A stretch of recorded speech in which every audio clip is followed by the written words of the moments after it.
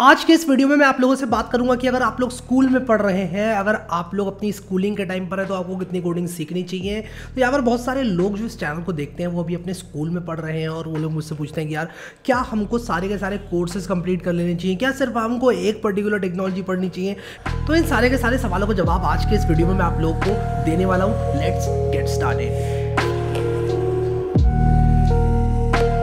जितने भी लोग अभी स्कूल में पढ़ रहे हैं, मैं आप लोगों को एक बात बताना चाहता हूं कि जो आपके स्कूल का करिकुलम है, अगर उसमें कोडिंग नहीं है और आपका कोडिंग में इंटरेस्ट है तो डेफिनेटली आप लोग थोड़ा सा टाइम कोडिंग को दे सकते हैं। यहाँ पर मैं स्कूल के बच्चों को 3 कैटेगरी में डिवाइड करता हूँ। एक तो हमारे वो स्टूडेंट्स होते हैं जो कि less than equal to 8 standard में, एक वो स्टूडेंट्स होते हैं जो कि हमारे 9th या 10th में है, और एक वो स्टूडेंट्स हैं हमारे जो कि 11th और 12th में है। बात करता हूँ उन बच्चों की जो कि 8th क्लास में है या फिर 6th 7th 8th 5th में भी अगर आप लोग हैं तो मैं आप लोगों को बताता हूँ कि ये जो बच्चे होते हैं, मैंने एक चीज़ देखी है इनमें कि ये सारे के सारे लोग AI को लेकर और मशीन लर्निंग को लेकर और हैकिंग को लेकर, सो कॉल्ड हैकिंग हमारी इस चीज़ को लेकर बहुत ज़्यादा फैसिनेट हो जाते हैं। कहते हैं कि यार हम किसी को भी हैक कर लेंगे अगर हमने कोडिंग सीख ली। अगर हमने कोडिंग सीख ली तो हम दूसरा फेसबुक खड़ा कर देंगे अपनी एक चुटकी के जादू में।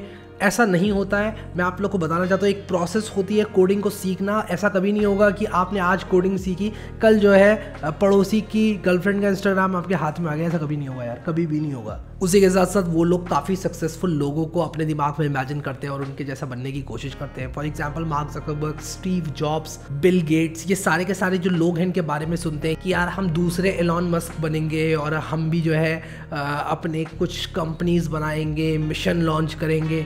बहुत अच्छी बात है, आप लोग इन लोगों से इंस्पिरेशन लें, बट अगेन बहुत सारे लोग अनरियलिस्टिक गोल्स बना लेते हैं इस सब के चलते और इस सब में अपनी जो करंट पढ़ाई होती है उसको पूरा चौपट कर लेते हैं। तो मैं नहीं चाहता कि आपकी जो करंट पढ़ाई है उसको थोड़ा सा भी फ़र्क पड़े।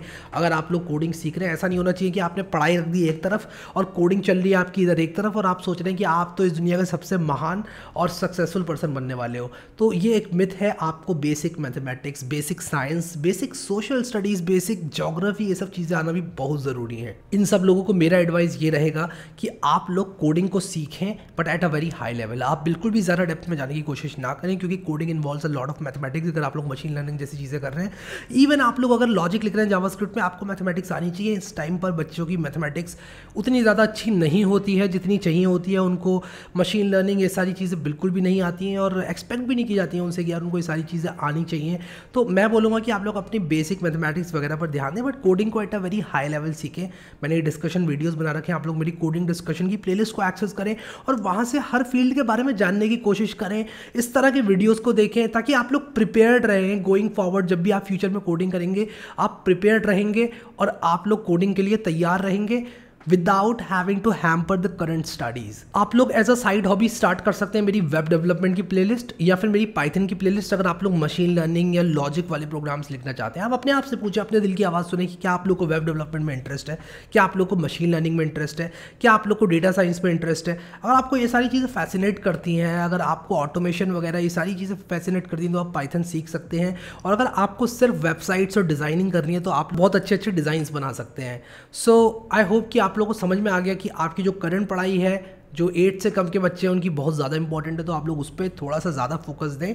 और कोडिंग को मैं ये नहीं कह रहा हूँ आप बिल्कुल भी ना करें। अगर आपके करिकुलम में नहीं है तो आप as a side project, as a side hobby coding को डेफिनेटली करें। अगला वर्ग जिसकी मैं बात करना चाहूँगा वो है 9th और 10th के स्टूडेंट्स। 9th और 10th के स्टूडेंट्स के साथ होता क्या है यार कि ये जो 9th क्लास होती है इसमें 10th के बोर्ड के बहुत सारे टॉपिक्स होते हैं जो कि आपको पढ़ाए जाते हैं, डायरेक्टली नहीं but indirectly. Let me explain. आप लोग को जो 10th में ज़रूरत पड़ेगी मैथमेटिक्स की या फिर लेटर से आप लोग को साइंस में भी अगर कुछ ज़रूरत पड़ेगी, वो बहुत सारे टॉपिक्स ऐसे होते हैं कि अगर आपने 9th सही से नहीं पढ़ा तो आपको उतने अच्छे समझ में नहीं आते हैं। बच्चे इस चीज़ को रियलाइज़ नहीं करते हैं और अपने 10th के बोर्ड को ख़राब कर लेते हैं 9th में अगर उन्होंने ध्यान नहीं दिया है। तो मेरे हिसाब से आपको 9th क्लास की जो मैथमेटिक्स, साइंस, जो भी सब्जेक्ट्स हैं उनको अच्छे से पढ़ना चाहिए अगर आप लोग सक्सेसफुल होना चाहते हैं।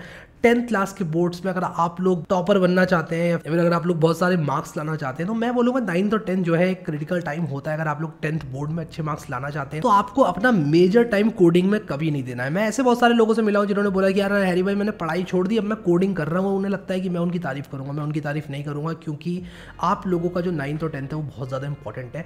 आप बिल्कुल भी एक्सपेक्ट नहीं कर सकते कि यार मैंने ये सीख लिया और मैंने अपनी 10th और 9th की पढ़ाई ख़राब कर ली। आपके 10th बोर्ड बहुत इंपॉर्टेंट होते हैं, मेरी इस बात को आपको मानना पड़ेगा। अगर कोई आप लोगों से ये कहता है कि 10th के बोर्ड्स बिल्कुल भी इंपॉर्टेंट नहीं है, दैट्स नॉट ट्रू। तो यार कुछ पाने के लिए कुछ खोना पड़ता है, आपको अपनी कोडिंग की इस भूख को थोड़ी देर के लिए साइड में रखना पड़ेगा और डेफिनेटली आपको 10th बोर्ड के बाद बहुत सारा टाइम मिलेगा। और मैं ये नहीं कह रहा हूँ यहाँ पर 9th और 10th के बच्चों को कोडिंग नहीं करनी है, आप करें कोडिंग। अगर आपके करिकुलम में है कोडिंग तब तो और भी अच्छी बात है, आप अपने करिकुलम के हिसाब से कोडिंग करें। और अगर आपके करिकुलम में कोडिंग नहीं है तो आप लोग इसको एज अ हॉबी रखें। आप लोग एक काम कर सकते हैं कि आप जब अपनी 9th 10th की पढ़ाई कर रहे हैं तो आप कोडिंग के वीडियोज़ को तब देखें जब आप 9th 10th की पढ़ाई से बोर हो गए। तो ऐसा करने से ये होगा कि अगर आप लोग किसी टाइम में वीडियो गेम्स खेलने वाले हैं या खाली बैठ के टाइम वेस्ट करने वाले हैं, उस टाइम पर आप लोग कोडिंग डिस्कशन के वीडियोस या फिर कोडिंग के जो मैंने वीडियोस बना रखे हैं बहुत सारे प्रोजेक्ट्स, वो देख सकते हैं। अगर आप लोग को वो चीज़ फैसिनेट करती है, and believe me that works, आपका बहुत सारा टाइम बचेगा without having to compromise on coding.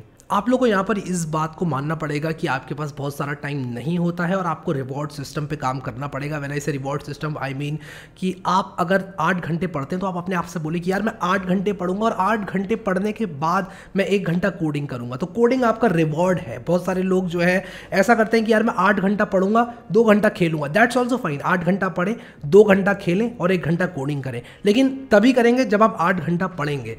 और 8 घंटा आपको बहुत ज़्यादा लग रहा होगा, बट अगैन अगर आप लोग 10th बोर्ड की तैयारी कर रहे हैं और 10th बोर्ड करीब है, देन 8 घंटा is totally fine, it's normal for a person जो कि अपने एग्जाम में एक्सेल करना चाहता है। अब अगर आप लोग 11th और 12th में पढ़ते हैं और आपका जो मेन फोकस है वो IIT जैसा कोई एग्जाम क्रैक करना है, तो आप लोग को मैं यहीं पर बोलूँगा कि आप लोगों के करिकुलम में जो कोडिंग है उसी को आप लोग पढ़ें। अगर आपने 11th 12th में कोडिंग को नहीं लिया है तो आप लोग ज़रूर लें कोडिंग को। मेरे हिसाब से मेरा one of the best decisions थे कि यार मैंने 11th 12th में कोडिंग को लिया था। वहाँ पर मैंने ढंग से C++ सीखी थी, जिससे कि मेरा बहुत ज़्यादा लॉजिक इंप्रूव हुआ, मुझे इंटरेस्ट आया कोडिंग में, मेरा इंटरेस्ट जागा, जिसकी वजह से जो है आगे मैं और कोडिंग सीख पाया। तो जो स्टार्ट है वो अच्छा होना चाहिए और मेरे हिसाब से 11th 12th में आपको डेफिनेटली कोडिंग लेनी चाहिए। लेकिन आपको इस बात का पूरा ध्यान रखना है कि अगर आप लोग JEE जैसे एग्जाम पर फोकस कर रहे हैं या फिर अगर आप लोग का जो टारगेट है वो बहुत अच्छे मार्क्स लाना है, जो कि आपका होना ही चाहिए टारगेट, तो आपको थोड़ा सा ब्रेक लेना पड़ेगा कोडिंग से। पर अगेन मैं ये नहीं कह रहा हूँ कि आपको बिल्कुल भी कोडिंग नहीं देखनी है, आपको डेफिनेटली इतनी कोडिंग करनी है कि यार आपके जो करिकुलम में कोडिंग है वो आपको अच्छे से आए। और अगर किसी चीज़ में आपका इंटरेस्ट आ रहा है तो डेफिनेटली आप उसको करें और आगे जाकर ये डेफिनेटली आपको हेल्प ज़रूर करेगी। जब आप 11th 12th में होते हैं तो आपका मैच्योरिटी लेवल भी थोड़ा सा ज़्यादा होता है। तो अगर आप लोग वेब डेवलपमेंट या फिर अगर आप लोग ऑटोमेशन पाइथन के थ्रू या फिर मशीन लर्निंग इस तरह की स्किल्स को भी साइड बाय साइड सीखने लगते हैं, देन इट्स वेरी अप्रिशिएबल। बहुत अच्छी बात है आपने ये सब चीज़ें सीखी अगर तो, और आपको डेफिनेटली आगे चलकर काम देंगी।